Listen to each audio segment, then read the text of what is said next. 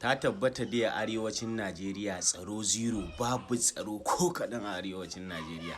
Tunda har zargin talakawan gari ko in ce al'ummar gari zai fara komawa kan gwamnatin da kuka zaɓa domin su kare ku, su kare lafiyar ku sannan su inganta muku lafiya. Inna lillahi wa inna ilaihi raji'un. Yanzu ba maganar tsaro a arewacin Najeriya. Ba maganar tsaro a arewacin Najeriya. A ce babban mutum kamar sarkin Gobir, sarki mai sanda, a ce an kashe shi, 'yan ta'adda sun kashe shi, sun isu ba da gawar shi, wai su suka binne shi. Amma a ce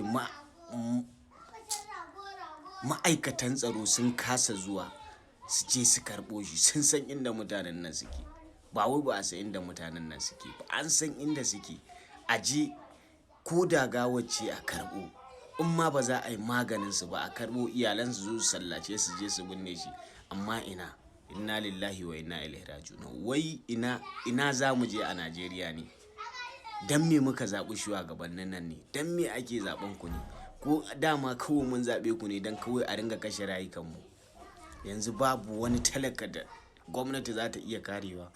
Babu wani talaka da gwamnati za ta iya karewa a arewacin Najeriya.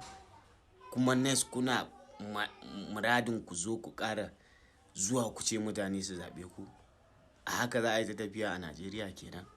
Inna lillahi wa inna ilaihi raji'un.